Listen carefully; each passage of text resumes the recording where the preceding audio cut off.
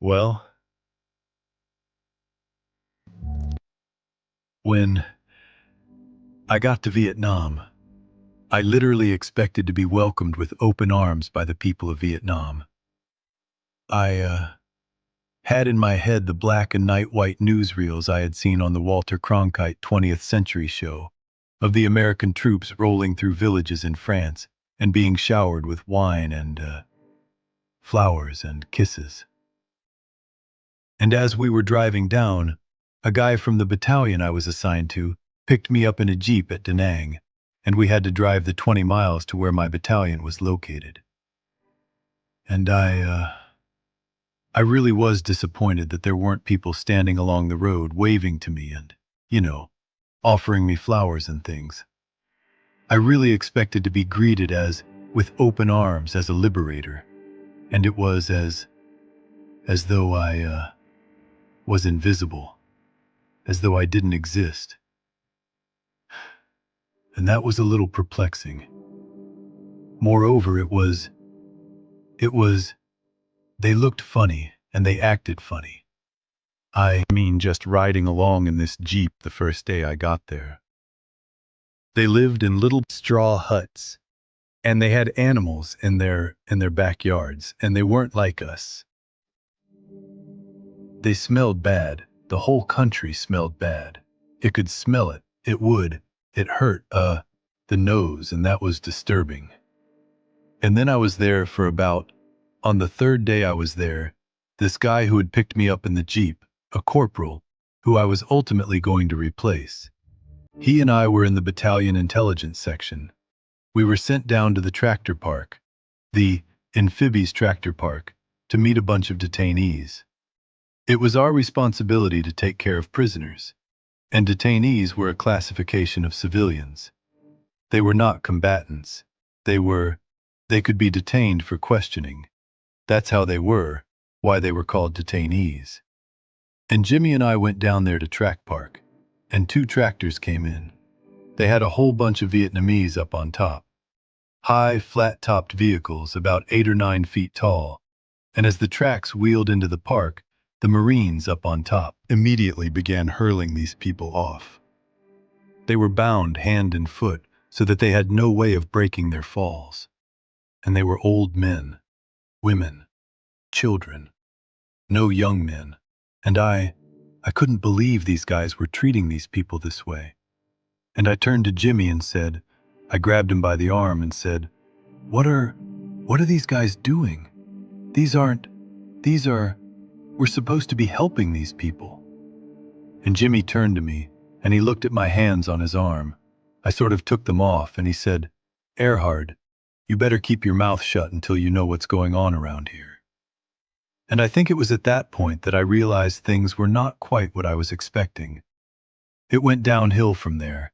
And again, I can't even begin to explain in the space of time that you have all of the things that went into it. But I began to understand. It became obvious that the enemy was the very people in these villages around us.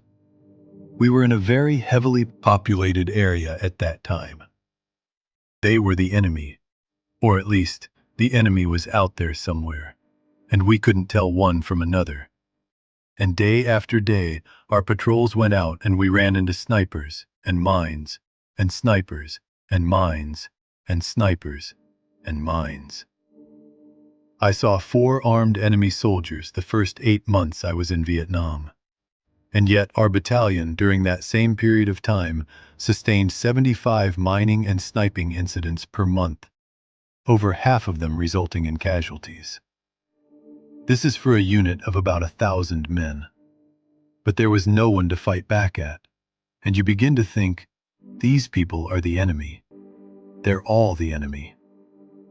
And then you go through villages, and you get sniped at, and so you call an airstrike in on the village, and the whole village goes up. Or you go through a place, and you search it, and you burn houses and blow them up.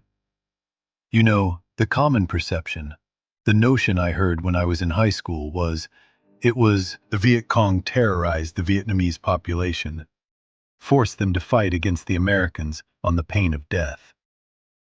What I began to understand in Vietnam was that they didn't need to do things like that. All they had to do was let a Marine patrol go through a village, and whatever was left at that village, they had all the recruits that they needed. I began to understand why the Vietnamese didn't greet me with open arms, why they in fact hated me. But of course, that didn't change the fact that my friends were getting killed and injured every day. And the only place that you could focus your own anger and fear was on those civilians who were there. And so, it was a self-perpetuating mechanism. The longer that we stayed in Vietnam, the more Viet Cong there were, because we created them, we produced them. None of that distilled itself into the clear kind of expression that I'm presenting now. What I began to understand within days, and which became patently clear within months, was that what was going on here was not what I had been told.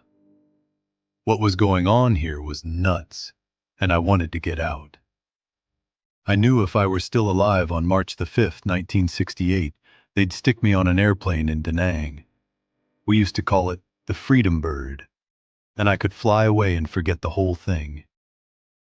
Turned out not to be quite so easy to forget it. But that was the notion, and certainly for my last 8-9 months in Vietnam, I ceased to think. I quite literally ceased to think about why I was there or what I was doing. The sole purpose for my being in Vietnam at that point was to stay alive until I could get out. Then the reason for that is that, the kinds of questions that began to present themselves were just, the questions themselves were ugly, and I didn't want to know the answers. It's, it's like, it's like banging on a door. You knock on a door, and the door opens slightly. And behind that door, it's dark, and there's loud noises coming, like there's wild animals in there or something. And you peer into the darkness, and you can't see what's there. But you can hear all these ugly stuff. You want to step into that room? No way. You just sort of back out quietly, pull the door shut behind you and walk away from it. And that's what was going on.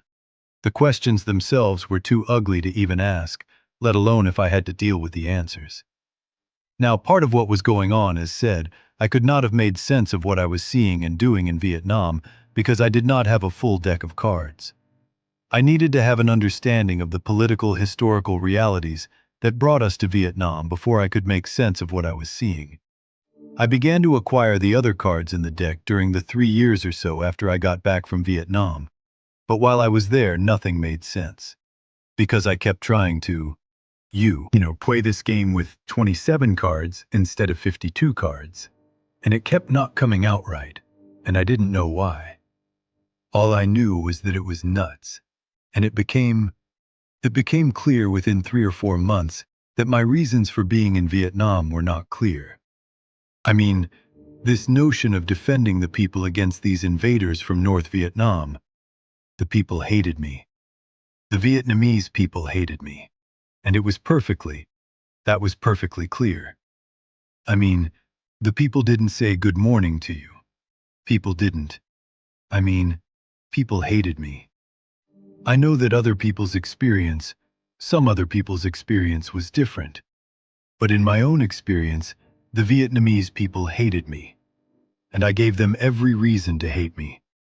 I beat them. I sometimes kill them. I destroy their houses. I destroy their crops. I destroy their fields. I destroy their culture. Why in the hell should those people like me? And I could see that I was doing that. And I could see that nothing we were doing was having any impact on the war itself.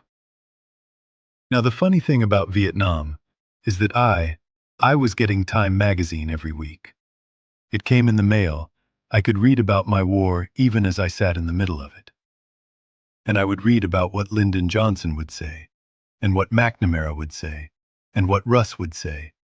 And I could look around and see that, aha, I don't know what war they're talking about, but that's not what's going on here. We actually had an incident happen where one of our line companies stumbled upon a fairly large cache of Viet Cong weapons and ammunition. And I read in the Stars and Stripes, the daily newspaper that we received.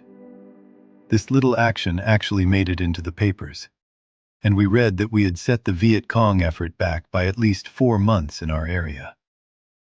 Within a week of that article appearing in the paper, within 10 days of the incident itself, the bridge 150 meters in front of our battalion compound was dropped by Viet Cong sappers. An Amtrak coming in from the Horseshoe area from one of the line companies hit a 50-pound box mine. Several men were killed. A bunch more were wounded.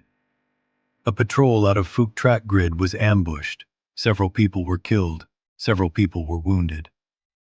I mean, nobody told the Viet Cong that they'd been set back for 4 months, and yet this is what you were reading in the newspapers.